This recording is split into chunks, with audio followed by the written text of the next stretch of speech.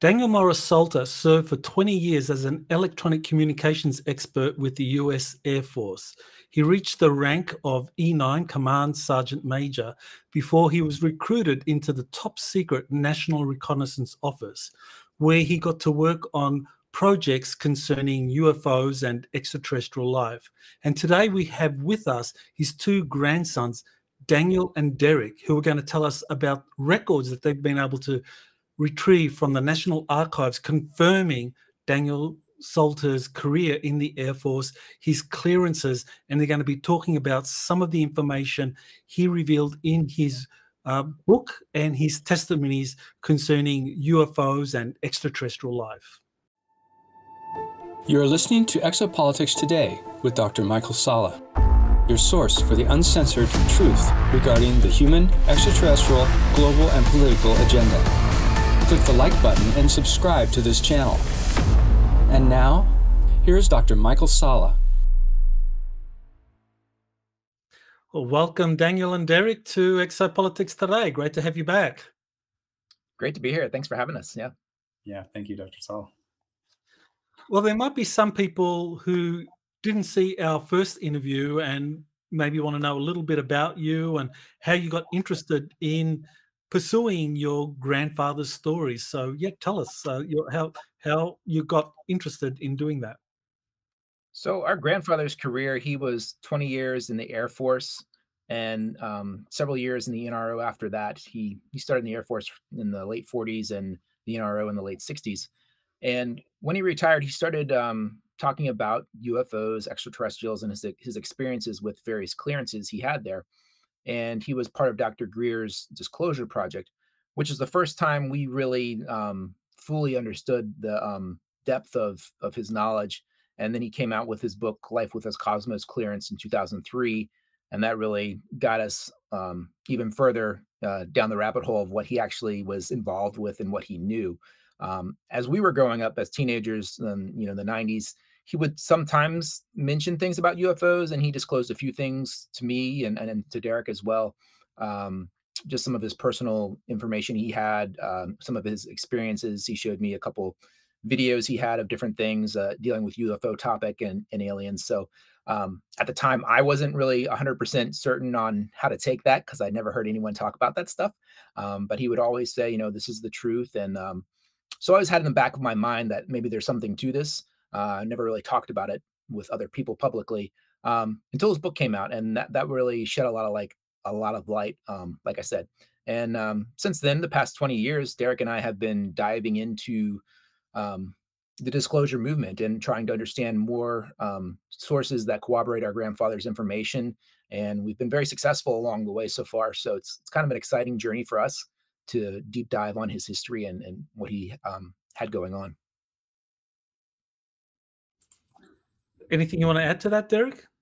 Yeah, my experience is pretty much very similar to my brother's. I think my brother's 4 years older than me, so he had probably a little bit more actual knowledge sharing that our grandfather tried to relay to him. I think by the time I was old enough, he sort of kind of didn't express as much as he used to, and he expressed a lot too. Of course, our father, my mother, which is his daughter.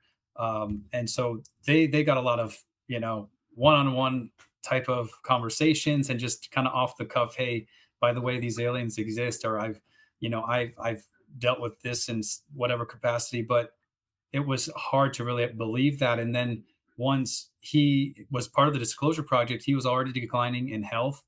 Both, he had a mini stroke. So both his mental capacity and even physically, he was starting to deteriorate pretty fast. So that made us question even more what he had to say and how much we could believe. But the fact that Dr. Greer, he must have vetted him out along with all the other whistleblowers that were coming out. And so him even being a part of the 20-some that went to DC in 2001 seemed pretty significant to tell us that he must have had some kind of access and clearance and backing up what he was testifying about and what he came out with within his book in 2003. So it just led us on this search after that. And we've really tried to really dedicate ourselves to connecting the dots and picking up the pieces where he might have left off, and including all the books that he read and I'm continuing to read and put the pieces together where they fit. And the more we research, the more we hear that's coming out in the mainstream, the more it validates what he had to say all along. So. And I just add to that to further clarify, but by the time that his book came out in 2003, his health had deteriorated quite a bit, his mental capacity. And so we weren't able to talk to him about it or learn more from him at that time once we knew the information that he wanted to get out there. So it was unfortunate timing of all that. So that's why we're kind of, on our journey to dive deeper and figure out what really happened. And so in our first interview on, that's the banner, and you can find it on Exopolitics Today. What you presented was some of the documents that you found in the personal effects of your grandfather, and so we went over some of those documents.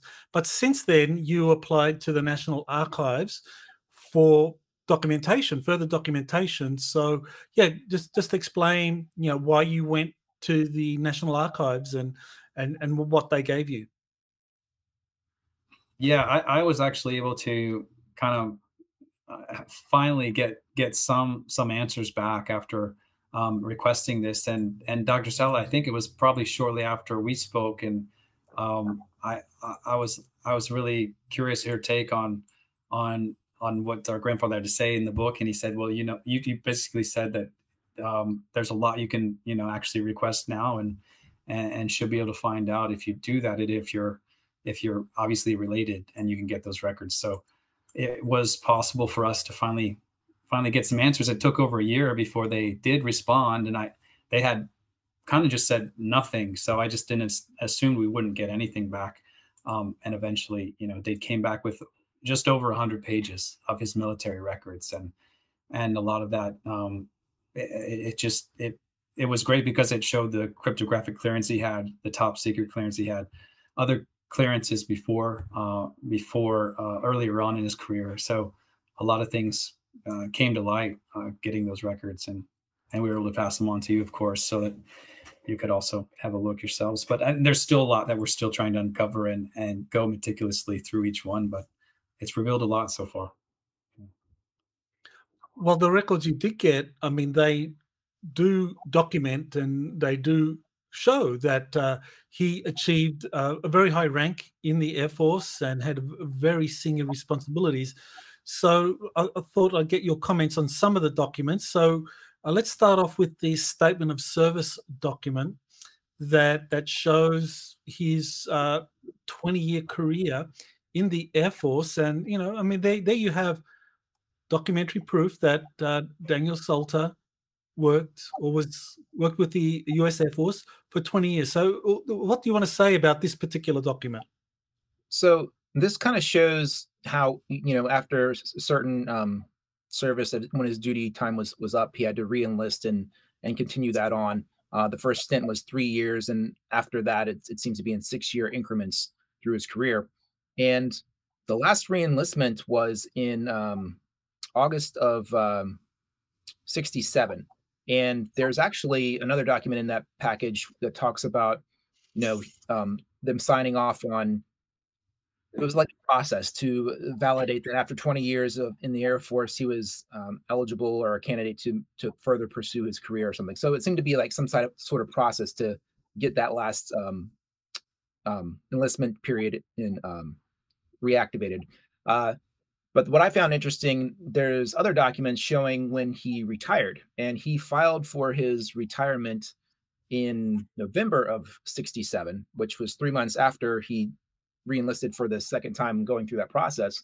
And he requested to be retired on May 1st of 1968, even though he still had his current enlistment didn't expire until 1971. So I feel like his retirement maybe was not necessarily planned if he, kind of did that 3 months after re-enlisting for another 6 years. So from what I gather from that, that's the time that he became an NRO operative. So I'm thinking maybe that's when he was contacted and recruited, and maybe that initially was not a part of his plan. So I found that pretty interesting.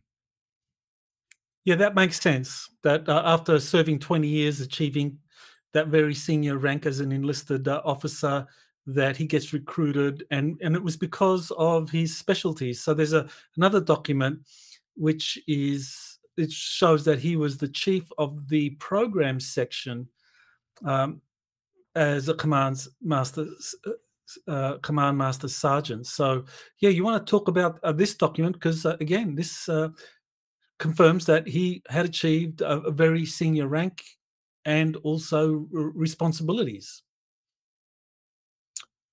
Yes, I mean, from this document, and there are similar documents that talk about the different periods in his career and the different positions he held, and what his credentials were, and how his performance was. And he seemed to be kind of managing teams. He started with radar technology and electronics and communication, but he definitely became he accelerated quickly up through the ranks in his career, responsible for creating a lot of different programs for different procedures and things like that, enhancing various programs within the Air Force, and through the technologies. It was what I discovered is he was much more technically capable of a lot of stuff than I was aware of before. I didn't know he was kind of an expert in some of those realms. But reading this, it seems that he was very capable in that capacity, and it really accelerated his career as a leader too, and as a manager. And he mentioned, and you've been able to confirm through the documentation, that he had all of these different clearance levels.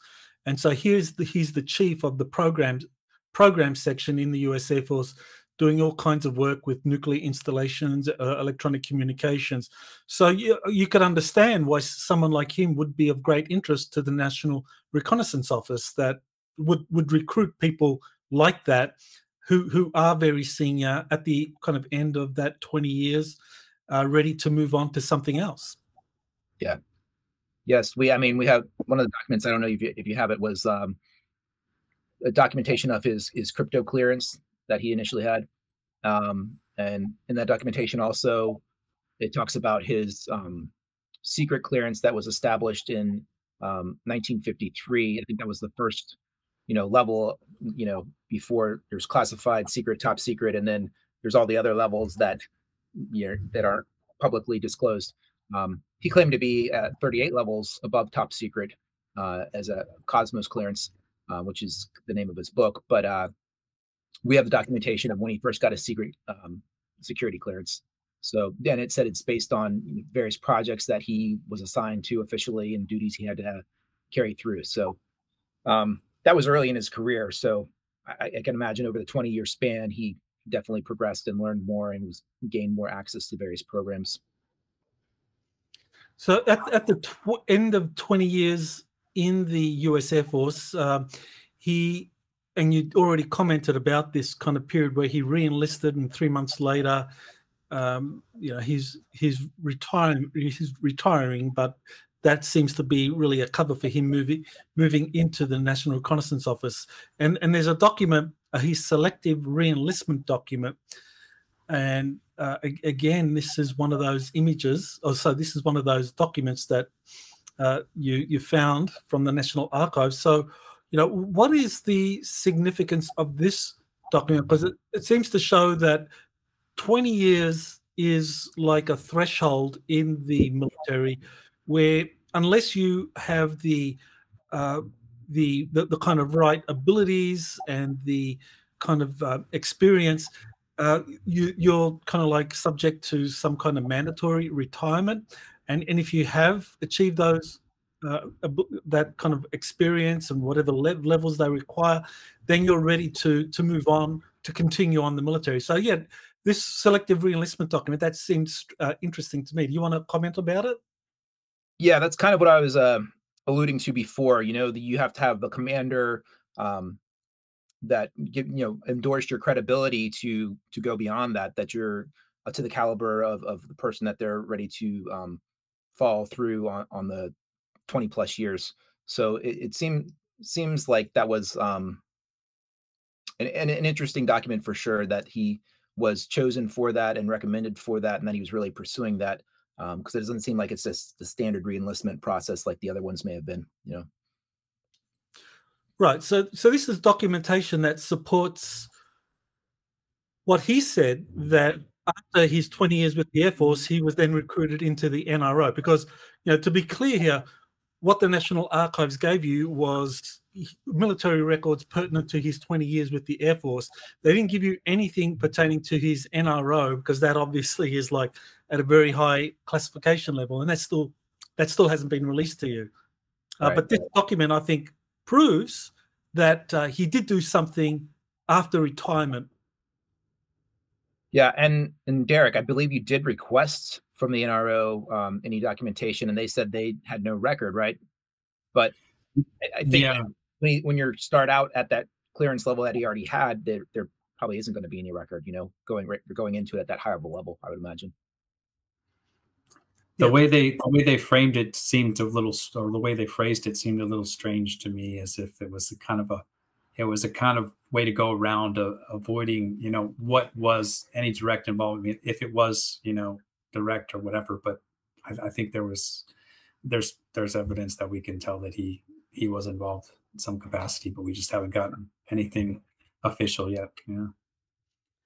Yes, and that's a very interesting question. How does organizations like the NRO, how they deal with kind of records of former personnel? They probably file them away, or maybe hand them over to some corporation to look after them. So when someone submits a FOIA request, they can reply and say, without any kind of legal problems, that they can say, well, we have no records pertinent to your request in our files. And that's true, because they've all been moved over, whether it's to the CIA or whether it's with some corporation that's set up to administer all the records. I mean, these guys are very good at manipulating the system to hide their records. Absolutely. No, that makes a lot of sense. Yeah, it's probably what lies within some other organizations, so they don't have to be held accountable for it. Yeah. Well, there's another document that I thought was interesting, and this is the Marksmanship Expert Ribbon. And I thought that was interesting because your grandfather did say that he was involved in the enforcement side of the secrecy system. In other words, that there would be these teams that would go to witnesses, whistleblowers, anyone that was threatening to blow the whistle or reveal the truth of what's going on with UFOs. And your grandfather was part of those teams. And so here's a record showing that he was an expert marksman. So, yeah, you want to comment about that and how this pertained to what he was saying about his career within the NRO? Yeah, and I can just comment that basically he claimed to be a part of the original Project Blue Book, and if I think there's enough about that out there now that people know that in particular, that it was sort of the official way for the government to acknowledge that there's UFO activity, and how do we figure out, okay, where is it coming from? Let's do the research and even try to debunk it or figure out what is it. And I think it really was a campaign to more or less debunk most of the sightings. So that's what J. Allen Hynek's job was. And our grandfather basically said what Hynek was doing in the public view is what he had to do in a military capacity to the military, not on the civilian side, but to the military families and those that saw something. He'd be one of the first in those groups of whatever teams that would come and say, okay, you didn't see what you think you saw. This could be swamp gas. This could be other means, other sorts of whatever sighting type of whatever account it might have been, to try to just throw them off or discredit them and just say, you're not going to want to, talk further about this. This is just kind of something you should just, keep quiet about. And it was more or less non-threatening what he was doing, but there was teams after him. There was another team, he said, that would come in and be a little bit more verbal up front and say, hey, you better keep quiet, or we're going to have to go to other means, and threaten, and even make threats to the family and everything else in their careers. And then there was a third team, which he plainly said that you basically would eliminate people, terminate people for trying to come out with this information. So that goes back to the Men in Black topic as well. And that's kind of what in the disclosure world and the capacity of what they were doing, trying to keep. I saw obviously one file off was about Area 51, trying to keep that under wraps, but keep anybody trying to get this information out from talking. And he talks about the different names they had, the 00 boys, the Wackenut assassins, and these terms for these individuals. And I mean, I don't know what his thoughts were when he put the information in the book, but if he was, this marksman and he was trained in that area for a specific reason, maybe he might not want to admit that he was, potentially on the docket to potentially make the threats, or further than that. He claimed he was just on the first level where the first stage of persuasion, we'll say, to discredit the phenomena that people saw. Well, one of the things I know about these covert teams is that even though he may have been part of that first team, they're still trained to do additional functions, so that if there was a gap that needed to be filled, that he could, like if the third team said, "Oh, we need someone to help us out," so and so is kind of like on vacation, and we need someone, and so that could happen. When you think about it, at the time, the pool of people that have that knowledge, that are parts of these programs, was probably relatively small, starting in the 50s, as far as getting these blue books projects started, and so there's not going to be a lot of people in the know with the right clearances to be involved in that. So they probably had to rely on others as backups. Yeah, definitely.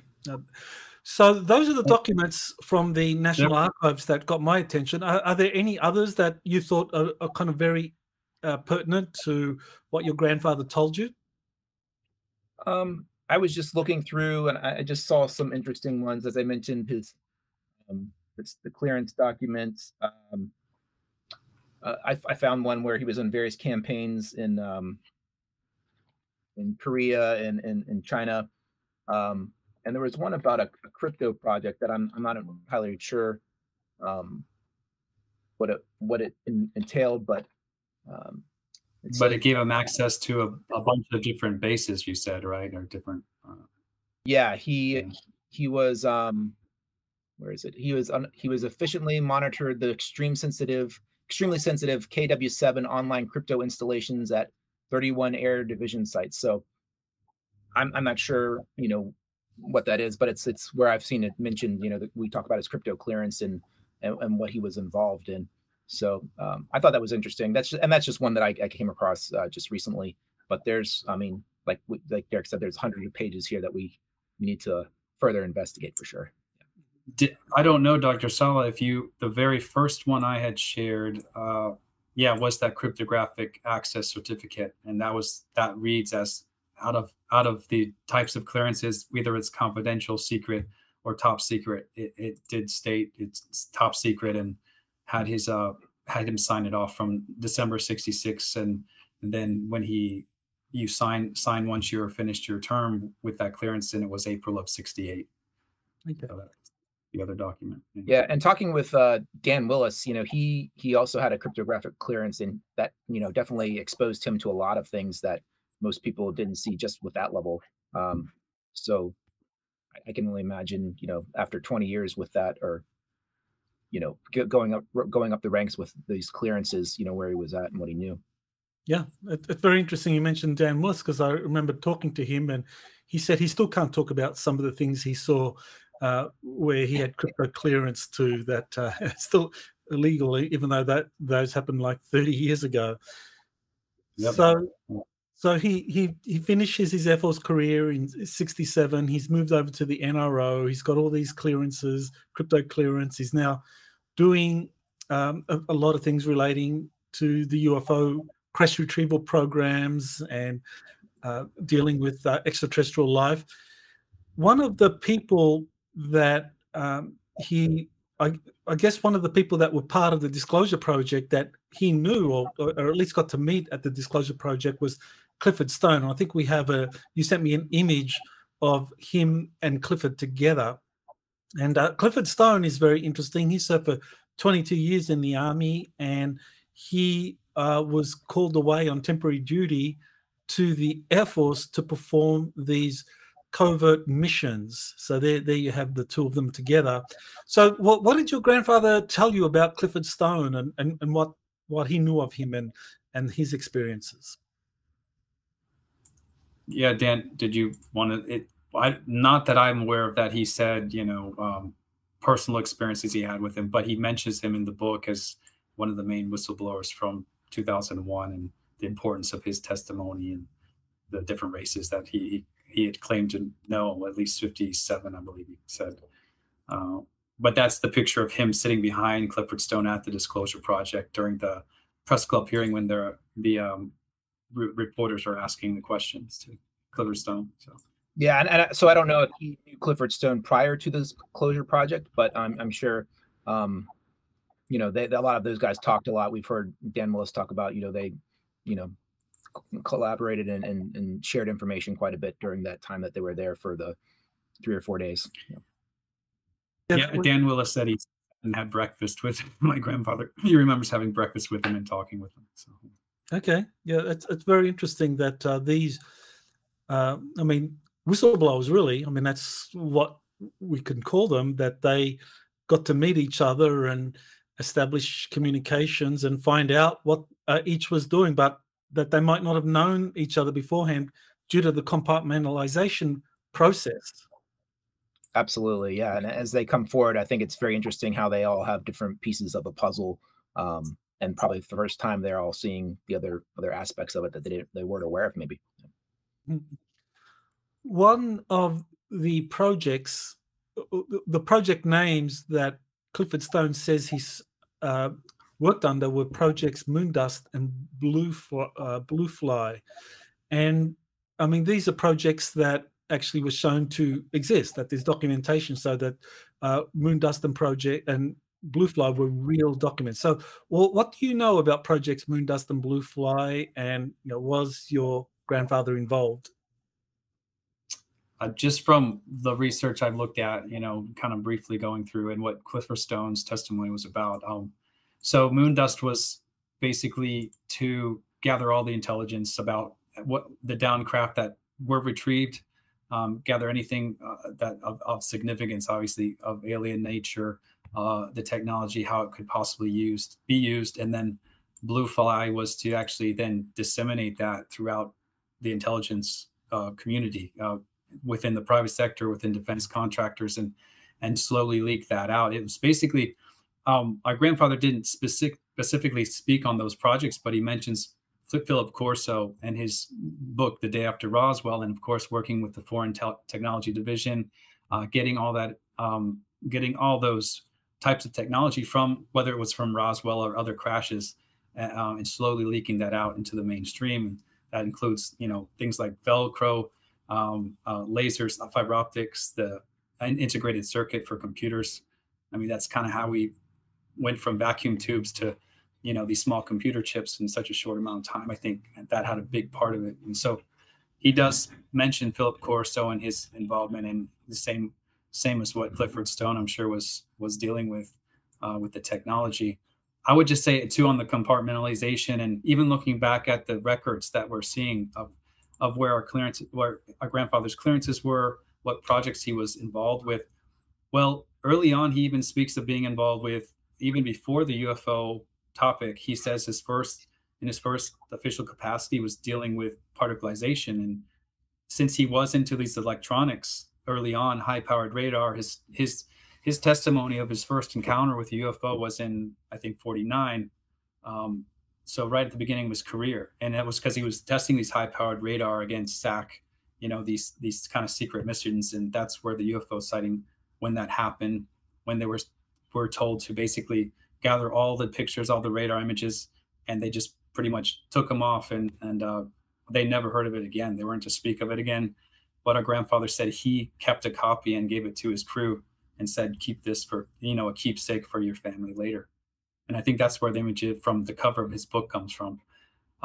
But to go back to those programs, the particleization that he said he was involved with, again, he probably didn't have the whole picture, but if he's working on very classified things back at the very early stages, it just makes sense of how he would have developed in his career later. He claimed that he worked even under Benoit Mandelbrot, and worked on the Mode 6 transponder, which was the first, the black box that is in every aircraft now, how you how you were able to tell what happened to the craft if it ever crashes, and the navigation system, all those things. So he said he worked on that. And particleization is actually turning waves to particles, or vice versa. It sounds very technical and high tech. So this is where what his testimony says, there's nothing officially to say that this was the program he was involved with, but he goes into great detail about it and what it is, and the fact that using our pineal gland, we are able to manifest, and we're finding that out now, how that we're able to even create things our own consciousness, our own awareness. So if they knew this and were dealing with it back in the, say, even late 40s, early 50s, and probably tied into with other experiments, probably German technology as well. If the Germans had the downcraft and had UFO tech, reverse engineered UFO technology already, he goes really into detail about that in the book. So he knew, and he had, I'm sure, access to many files that show this and laid those claims. And even the particleization had to do with the principles of time travel, knowing the Nazi Bell happened, knowing that the Philadelphia experiment happened. I think these little components of technology were leaked in to the projects that he was working on himself. And again, he probably just had little pieces of access to that, and later kind of saw more of where this was going. And that technology, by the way, is also he says it early in the book that it is tied to all the NSA types of post hypnotic script and things that are YouTube satellites are able to actually infiltrate or get into your house to see what's going on within a square inch or whatever, down to that detail. But even, he says, into your own brain, into your own mind with that technology. So imagine if that's what they knew back then, what they're able to do now, and with that technology and mind control and manipulation, brainwashing, all that stuff. It's stuff that we talk about the UFO side of things, but there's a whole nother part of this, and experiments that have been done and stuff that gets into, I think this is why this drip is happening, because of the experimentation that's taken place, the people involved, the criminal, very, very criminal things that have happened that there's no accountability for it. For children being involved, for young people, for people being brainwashed, never knowing they're a part of the programs, all that has to come into play. So I know that's kind of on a tangent, but if he's saying he worked on those types of things early on, just imagine, again, what they're really hiding and covering up at the end of the day. So, yeah. And just to close the loop on, if he didn't specifically say he was part of Project Moondust, but if the intent of that project was, recovered ET crashes and things like that, he was in the NRO, and he said his division was a scientific and technical unit of interplanetary phenomena. And Philip Corso actually also mentioned that unit as was formed in the late 40s to investigate UFOs, the first initial crashes that were documented with Roswell and a couple others. So, I mean, him claiming to be a part of that organization and that being associated with UFO crashes and investigating those things, it may have very, very well tied to the Moondust project. Yes, as I understand it, Project Moondust was finding the foreign technologies that had crashed worldwide. You have a team that goes there. Project Blue Fly was to retrieve that technology, take it back to Wright-Patterson Air Force Base for study, reverse engineering, technology distribution, as Corso said.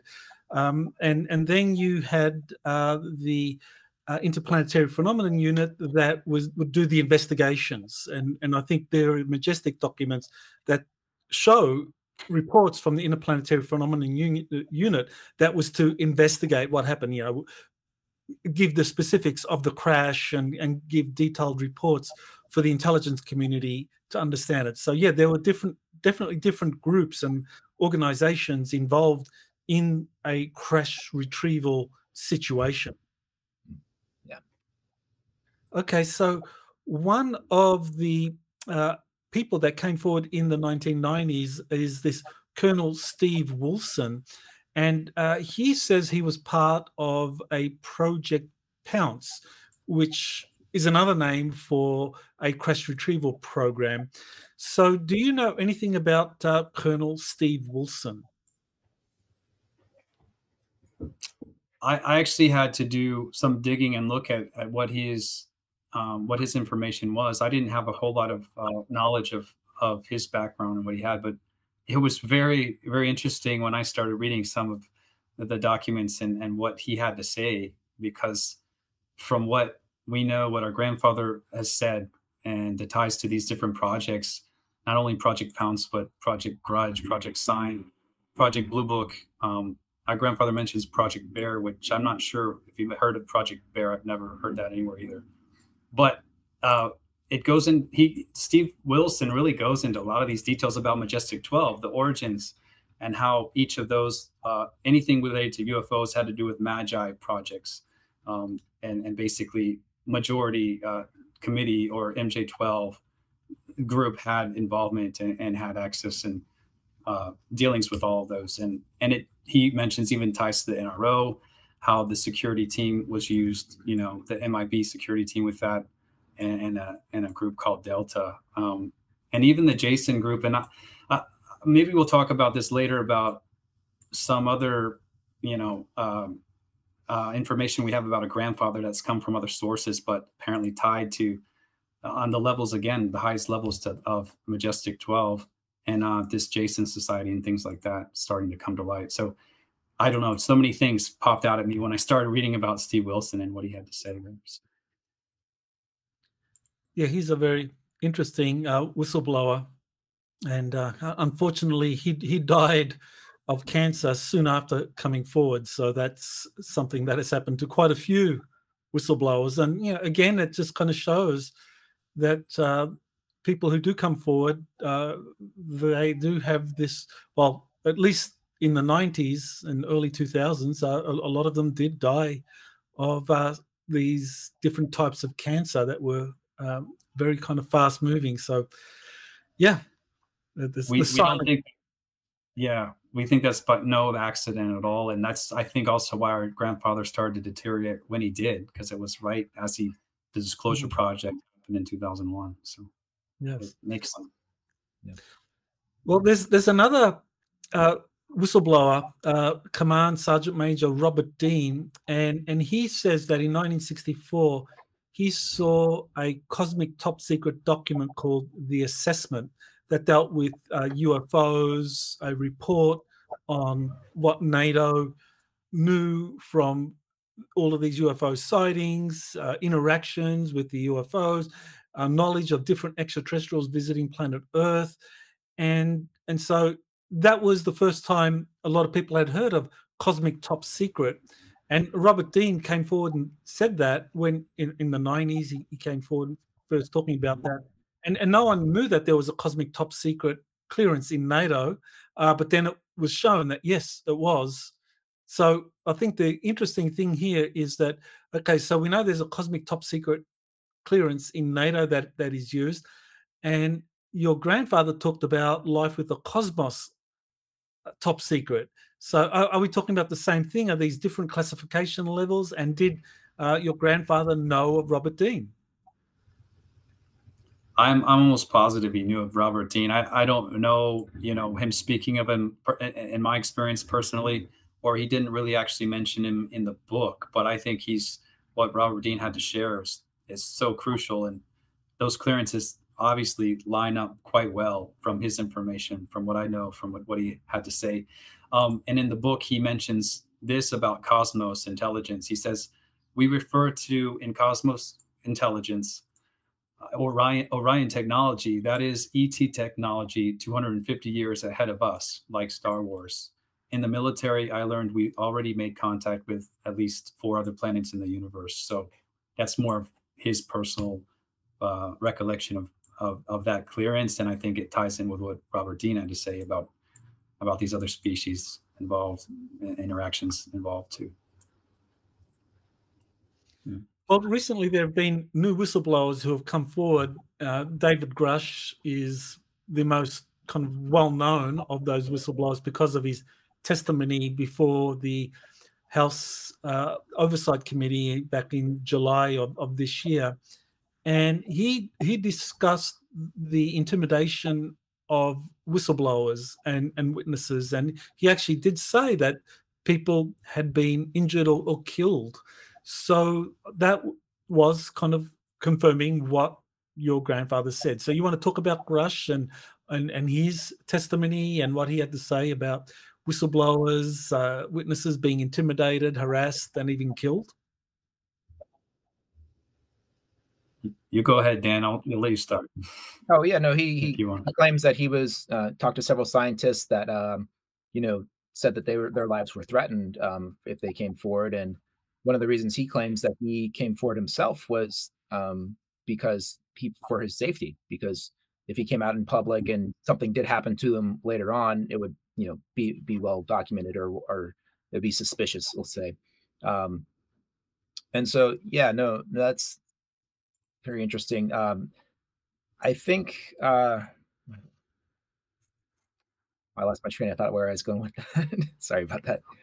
I think, well, yeah, I'll expound on some of this, and my take is, I think David Grush is, like we kind of said earlier, Dr. Sala, that maybe there's obviously like a limited hangout happening within the disclosure movement, and I think Grush's testimony is very valid, and it's very crucial to moving the goalpost forward in the right direction. So I think it's good, but I do think people need to be aware that this is just what he's allowed to say. I mean, if he's really been threatened, that's one thing, yes.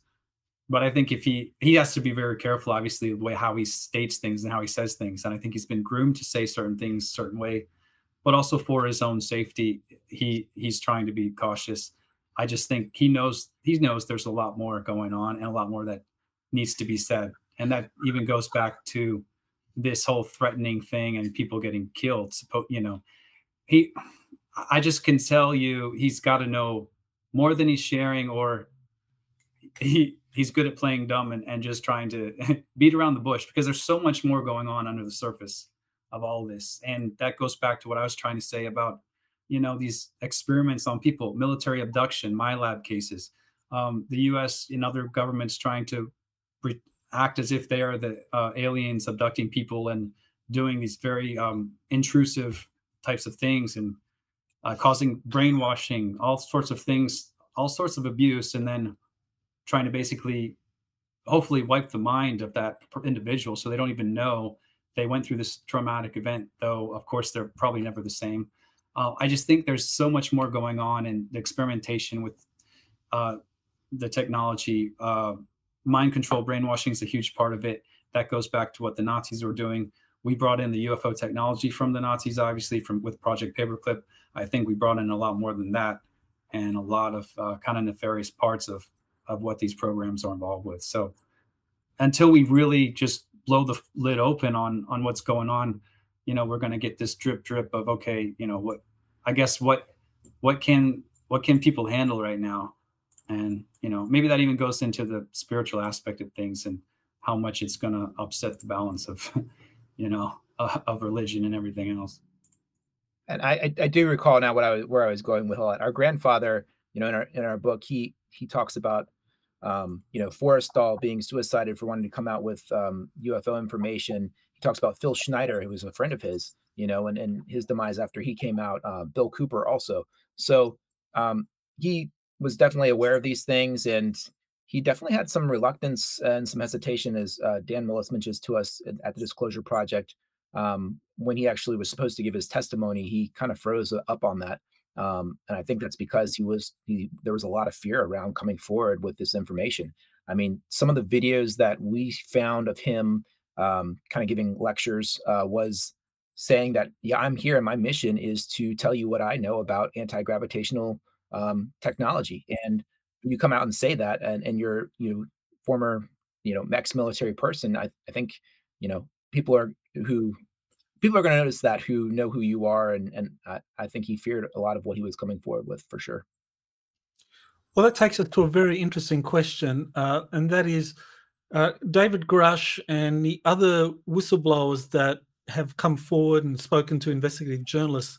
They've talked about these crashed UFOs that have been retrieved, and alien bodies that are in the possession of various corporations, and that they're being studied, and attempts at reverse engineering have failed, that they have been unsuccessful in reverse engineering the alien technologies. Now, I think that that's not true, but nevertheless, I think it's interesting that this group of whistleblowers that are coming forward now are saying that, as far as they know, none of these reverse engineering projects have been successful. So you mentioned your grandfather knew of or was involved in some of these anti-gravity technologies. So, would he have agreed that these crashed UFOs had been successfully reverse engineered or not? Absolutely. Yeah. Yeah, there's no doubt. There's a lot of what he's talked about in videos we've heard, a lot of what he's talked about within his book, of course, that's specifically, straight out says that. And one, for instance, was the Kalahari retrievals. There's a whole chapter on that. But he says that from that technology, from that down craft, we were able to basically make a lenticular vehicle that could park itself 600 miles outside into space. That's one instance. But all the German technology, that whole chapter on, the Vril Society, the Black Sun, the secret societies, and how the Germany and the Third Reich basically were way ahead and did a lot with the Hanabu craft, the RFC craft. He names it specifically. He talks about Victor Schauberger and the implosion and how the technology worked, anti-gravity propulsion, and then also the more advanced warp drive type of technology. There's so much involved in this. And he said in the Germans by 1940, they could already, park craft out into space, but they actually had motherships. One was called the Andromeda, or one was called the Atlantis, I think he says. And they could carry up to 7 Hanabu craft, these smaller craft. And basically this first space city, I guess in modern times, was Peenemünde, where the Germans were launching not just rockets, but spaceships. And supposedly even before the end of World War II, Germany and Japan were successful in a one-way mission to Mars based on this technology. So, and he talks about pulse beam weapons being back engineered as well, from downcraft, that the U.S. was able to do that from the technology they retrieved. Yeah, so that's very significant, because if you follow the testimony of David Grush and others, I mean, they say that, oh, well, yes, these UFO crashes happened as far back as 1933. That's the only one I can talk about. There are earlier crashes, but David Grush, interestingly, he says that the crash in Italy in 1933 of a flying saucer craft, that was brought back to the United States. Well, that's 90 years ago.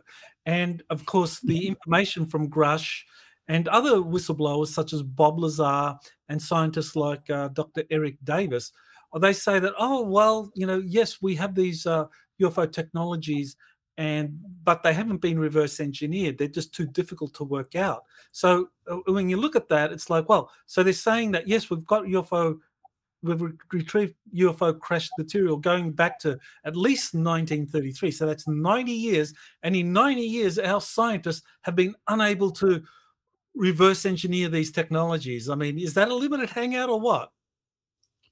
Of course. Yeah. And why won't they ever talk about, I mean, we know about things that happen with these treaties that were signed, but the actual human interaction, and our grandfather talks about that. There were actual live bodies, actually, there weren't just, the remnants of a craft and just pieces of body parts or anything. These were live beings that they found and were able to eventually communicate with after lots of trials, and the ability for them to use telepathy and affect their mind. And our grandfather talks about all of that stuff, the Greys especially.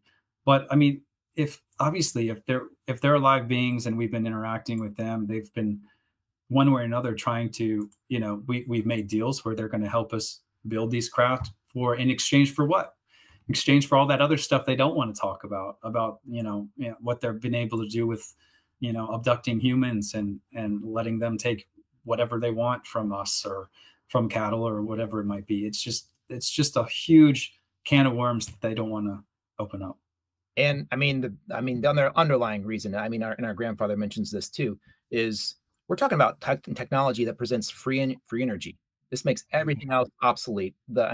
Financially, the infrastructure of the whole planet would be changed, and there would be a big collapse of what we currently have in place.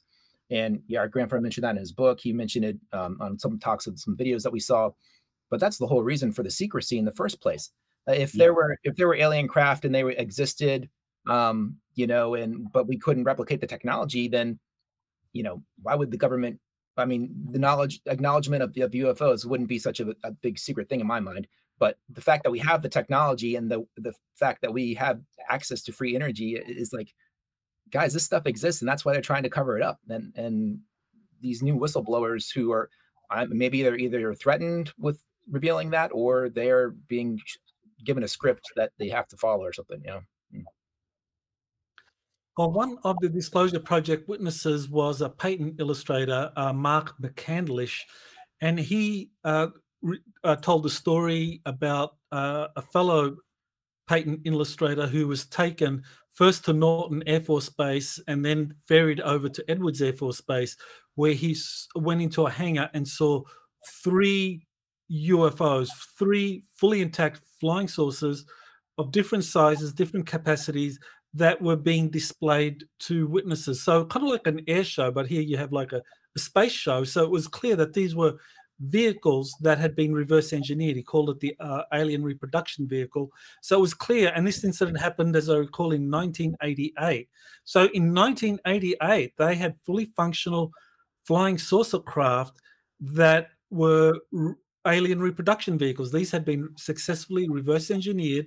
They were being sold to different customers, and I'm assuming the different customers would have been like the Air Force Secret Space Program, the Navy Secret Space Program, the CIA, the NRO, and they would have been the customers, and they were being shown off. And you also had a cutaway of one of the UFOs that was on display there. So what did your grandfather ever say anything about Mark McCandlish and what he knew of these UFOs that were on display, or these flying saucers on display at this air show? Yeah, so I mean, this was again part of the Disclosure Project whistleblower testimony, and Mark McCandlish. So this was in the book as well, in grandfather's book. What he knew beforehand, I'm not sure, but I think from that press club hearing and probably meeting Mark in person, I'm sure maybe connected a lot of dots of things that he might have already known about these reproduction vehicles. And that blew my mind when I saw Mark McCandlish and these diagrams and things, the detail that he had of all this and how the technology worked in 2001. That blew my mind. And I was like, this is it. This is what we needed to see. Now there's no stopping it.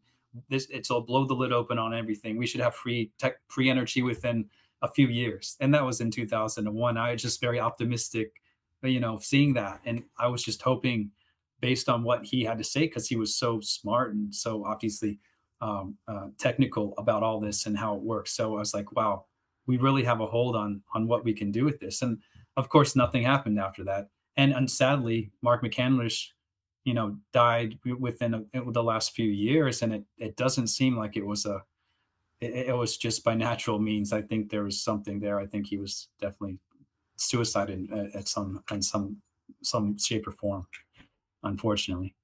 And when you think about the Disclosure Project in 2001 and all the testimonies that came out, Mark McCandlish and everyone else, I mean, all the detailed information that they provided, and it just kind of went under the radar for so long. And now these new whistleblowers are coming out because it almost shows you how the government is trying to present a narrative, one that they agree with, and they want to push on you. And they didn't like the disclosure narrative, because 2001 Disclosure Project narrative, because it just like they laid everything out. I mean, it was massive and intense. And now that the next round of it's coming up with these new whistleblowers, it's very much, you can tell it's controlled, and it's well. Just to add to that, I mean, this has to be obvious to everybody. When Dr. Greer had his summer release of these like 4 or 5 major whistleblowers testimony, guess what happened just within the same week? David Grush comes out with all this information, and he's been headline news ever since. What happened to those whistleblowers that just came out with this, breakthrough, all this testimony that's coming out, even more so, and it even has to do with human trafficking, things like that. Of course, you don't want to hear that. Many things that are amazing in itself. Each one had such a great story to tell. I mean, of what they knew firsthand, experienced, and that's just never been talked about. So it's obvious to me, David Grush is front and center for a reason, and they put him out just at the perfect timing, again, to swipe the other stuff under the rug and keep people from. Mm-hmm. That there is a limited hangout happening. It's interesting that Bob Lazar has come out and told his story. A book has been published about him. He's been covered prominently by Jeremy Corbell and George Knapp. And Bob Lazar's story is well known, but he says essentially that the UFO craft or the flying saucer craft that he saw at S4 facility in Area 51 back in 1988 and 89, that he says that the technologies were too advanced, that they couldn't work them out. And it's interesting that Jeremy Corbell and George Knapp, that they are covering extensively testimonies of Bob Lazar, David Grush, and again, it's all predicated on this new narrative that, yes, these craft have been retrieved, they are being studied, they do involve extraterrestrial intelligence, but we haven't been able to reverse engineer it. It's too complicated for us yet. And of course, Dr. Stephen Greer's whistleblowers are putting out a different narrative, and they've been sidelined. So yes, I agree with that. And you want to say anything about Bob Lazar's story? It kind of coming out again at this time. Yeah, I mean, I think it came out when it did for a reason, and he was allowed to say what he had to say for a reason, but he didn't have the whole story of everything, obviously, at that time. And so for it to come out again, it's just kind of to put it in people's face to say, this is all we have, this is all the real testimony we have. And so let's investigate that or bring it back to the public view. But everything else, let's just disregard altogether. There's nobody else that has a valid testimony to share. It's like, of course, that's BS. So, but yeah, I mean, I think Bob Lazar's testimony again was advantageous. It was helpful in a way to get people to start looking at this more seriously, one way or another. But it's obvious it's a limited hangout. There's so much more we need to be talking about. And we're just barely scratching the surface to say, is there intelligent life in the universe?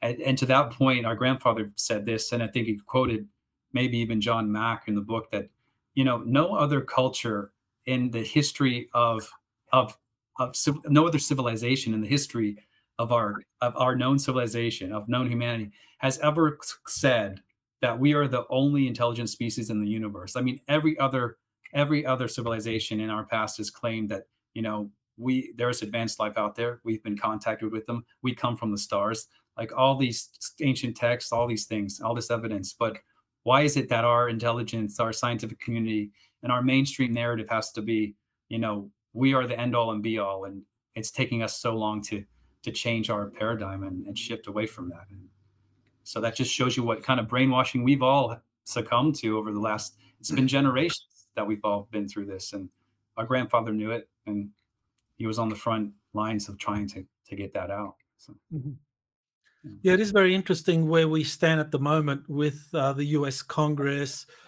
coming out now with this UAP records collection that's going to be established, which is kind of like what remains of what was originally a much more broader, comprehensive UAP Disclosure Act. Now they're just going to create these records, and the Congress is now looking at these testimonies. But it's interesting that they're only looking at the testimonies of people that are saying that these UFOs have been recovered, are being studied in classified facilities, but no success. But they're not looking at people who have come forward to say that, yes, I've actually served in a covert program aboard one of these spacecraft. I mean, you had Michael Herrera from the Stephen Greer's recent Disclosure Project press conference. You've also got a person I'm working with who's currently US Army, who's been on multiple craft and actually has photos. We actually have photos. He's taken photos of the craft and was told to take photos of the craft by covert Air Force personnel. But no one's asked about him. You know, it seems that right now the press and major investigators like Corbell and George Knapp and others, you know, they're just interested in those people who have solid credentials that can prove that, yes, you know, we served for so many years in the military and we know of this program, but they're not interested in people with actual experience on these secret space programs. So, you know, why is that? It doesn't match their narrative, you know, and I think it does come back to if we had proof that we were able to reverse engineer this technology, it would change the world forever, and you know, it would collapse economies, and yeah, that they lose their power, right? Yeah, that's the point Stephen Greer makes, and I think he's absolutely correct. I mean, yeah, Stephen Greer, he definitely is someone that brought forward some incredible whistleblowers back in 2001, and yeah, he's definitely breaking the narrative of the kind of like this controlled opposition that we are witnessing, or this limited hangout that is being rolled out. Well, I want to move over to this organization within the, the National Security Agency called ACIO, the Advanced Contact Intelligence Organization. So your grandfather talked about it in his book, Life with the Cosmos Top Secrets. So yeah, you want to tell us any new information you've gotten about that? Yeah, I can start, I guess. Yeah. So he did mention the ACIO in his book, Alien Contact Intelligence Organization, or Advanced Contact Intelligence Organization. He's the only one of the whistleblowers from the Disclosure Project to mention it. He said, you know, there's a secret organization called the NRO that he was involved with, and was obviously secretive until 97 or whatever it is. And he said, if you're on that level, and if you have access on that level, there's another organization called the ACIO. And if you pay your due, and he said specifically, if you pay your dues and you follow the rules, your government will be able to take advantage of that organization's information, basically have access to that.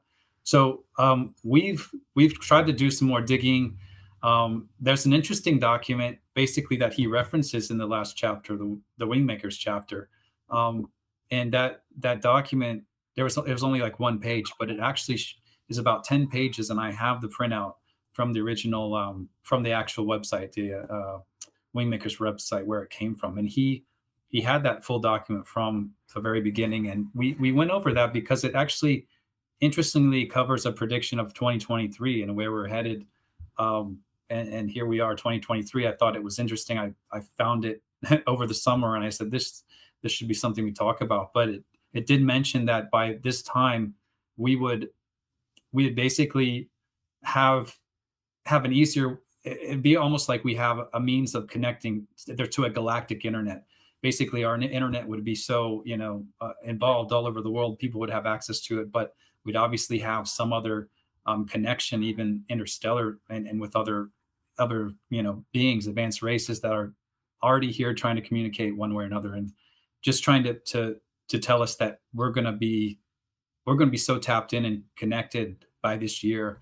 And I think we're seeing that, you know, we're seeing that in a lot of levels with Disclosure coming out. So that was interesting. Yeah. And we weren't sure if we were going to talk about this much or not, but, you know, we have other information coming from people who are claiming to be a part of the ACIO and independent secret space program individual affirming that our grandfather had involvement with the ACIO in some way, shape, or form. So that's very interesting. We're still investigating that and trying to learn more before we kind of disclose more of that. But yeah, it's certainly very interesting that he was the only one in the Disclosure Project to mention the ACIO, and then these two sources are saying that he was involved with it. So, yeah. Yeah, very interesting organization. I remember reading the Wingmakers material, and it talked about some brain enhancement technology that was used by the ACIO, that if you wanted to join and rise through the ranks, you had to go through this. So if you joined and you had, say, an IQ of 160 or 170, which is already kind of, you're looking at a genius level, it would be boosted, by 30 points or so to 200 or whatever. And this was a standard protocol because you needed that kind of level of IQ to be able to interact with extraterrestrials. So, yeah, what do you know about that? That basically, yeah, that I remember reading that. And if you go to the Wingmaker's site, Dr. Neruda was supposedly the defector who got all this information out and started that website with the material that he felt he had to share because he knew it wouldn't get out otherwise. So he defected, and he did so with a lot of reluctance because they have even the technology not just to enhance your intelligence, but also to wipe your brain, to wipe your mind completely of everything you know. And that's part of what blank slate technology is and what BST technology is. So he said he had to get out as soon as he could and however he could before they tried to wipe his mind. And he knew that's what they were going to do when they caught wind of that he was thinking of defecting or likely could defect. But supposedly that was the story. So yeah, for sure they have that technology, not only to enhance your mind, but to completely wipe your mind. And if we listen to some of these secret space program testimonies, that's a huge part of the story, is that most people don't know that they ever were involved in the first place. And it's because this technology can wipe you completely. If there's a 20 and back, that's potentially possible. And so many like Tony Rodriguez have come out and said this. And it's really hard to, after what he has and all the evidence he has for this happening, that you can try to debunk his story. It's amazing. But there's many like him saying this, and he happened to be one of the few that could remember. But if there's thousands of us involved, then no wonder, if they have the technology to wipe your mind, it's not being told. It's not, and nobody knows who to believe because, you've got pieces and fragments that seem like a dream or, just some random thing. But how can you put those pieces together when it's not even in linear time with when it comes to these programs and the 20 and back programs? So it's very complex and complicated. We actually, those same sources that claimed our grandfather's a part of the ACIO claimed that he was trained at early stages and gone through these programs to interact with ETs in some level. And that was part of one of the levels of training that he got to and how to interact. And that was very interesting to hear. And then even if me and my brother might be involved at some level, we've also, there could be those aspects we're trying to explore and find out, because again, we don't have a knowing of that, but if they can do these procedures, wipe your mind of it, then who knows what's really happening. So we're really investigating much more, as you can probably imagine. I know you have a show on the Infinite channel. So you want to tell us about your show and what you do and how people can subscribe and all of that? Yeah.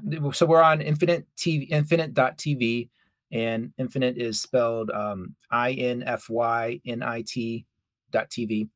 And our show is called Shred the Veil. And the purpose of the show is just for us to continue on to our grandfather's legacy. And he was a very big advocate of making sure that people knew about this information. And he says that in his book. I mean, it's vitally important. That was his mission. He was very passionate about it, putting the information out there and making sure that humanity has an opportunity to wake up to the truth. So we, inspired by that, we do interviews with various people in the disclosure realm and explore other topics as well. But yeah, the intent of shredding the veil of the narrative that we've been stuck with for forever now. So, and also, we're also doing our own YouTube channel. It's CLR Thought. It's clear, logical, rational thought is the theme of it. It's just similar idea. Just, we're trying to expose some things that we can present to people that they may not have heard of, and we're not trying to persuade anyone of anything, but let them make their own decisions after we present the information to them. So.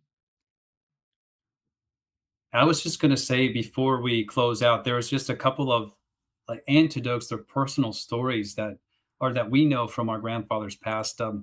Actually, one came from our father not too long ago. We had no idea this happened to him, but it's a personal account he had. And by the way, before I get to that, our mom and our stepmom, actually, our grandfather was married to a Japanese woman who, that's our mom's half Japanese. So there's a whole story behind his journey to Japan, coming back to the U.S., almost getting court-martialed for kidnapping my mom and his supposed wife, or from Japan. But that's a whole nother story. But our mom and our step-grandma, the one that raised our mom, they both worked at NASA, by the way, during the moon landing. And my mom just said, well, your grandma had worked for the government, so she had access to that. But it's just kind of very coincidental that they would be working in a place like that at that time. And if our grandfather had anything to do with that, we don't know, but it's interesting to note. And this was from our dad just recently. He said that, well, there's a van that he inherited from our grandfather. He called it like the boogie van, because it was just this ugly brown colored big size van with plush like captain chairs that swiveled inside and all this stuff. But anyway, he told this story after we started talking to you, Dr. Sala, and revealing this. He said, well, this was interesting because he worked as an engineer, and he would have to go as a contractor to certain sites. And one happened to be the naval base in Norfolk. And he says, this is what he said from the text. He said, this van, had a big full-size van with plush captain chairs that swiveled. Perhaps you remember it. And of course we remember that. He says it's the one I famously backed into a light pole at some later time. He said, anyway, I got to the guardhouse. This is at Norfolk, expecting to spend 10 or 15 minutes describing who I was and where I was going. But lo and behold, they waved me right through. I looked at them quizzically like, are you sure? This was baffling as to him, because all the people told him it would take an act of God to get into this naval base. Like they would just be like, questioning him and wanting his ID. They never asked for his ID. They waved him through. So he was stunned. But when he left, he went by the guardhouse and said, why did you wave me through? And the guard said, it's because of the license plate. And that's basically all he said. And my dad doesn't remember what the license plate was, but remember we talked about his going away president from the NRO was that Interplanetary Phenomenon Unit license plate. So maybe it was that exact one, or it was something that had some type of symbol that allowed him to get right on the base. So. But yeah, they acknowledged our grandfather's van and just like waved him right through. That's crazy. Yeah. Amazing. I'm sure your grandfather's watching from the other side and is probably very proud of what you're both doing to continue his legacy of disclosure. So I think the information you've been presenting is very important, and I'm glad that you're continuing to pursue the truth and digging and finding documents and revealing everything you find. So thank you for all your efforts. Yeah, and thank you so much for the opportunity to share this with your audience. We really appreciate it. Yes, thank you so much. It's always a pleasure. And we recommend that you visit their website, Infinity TV, and there is a website link I'll put in the description for this interview for you to visit their show. So thank you again. You have been listening to Exopolitics Today with Dr. Michael Sala. Please remember to like, share, and subscribe to this channel. Join or start a conversation in the comments. Take the time to explore the vast library of best-selling books, webinars, and podcasts by Dr. Sala. Visit exopoliticstoday.com.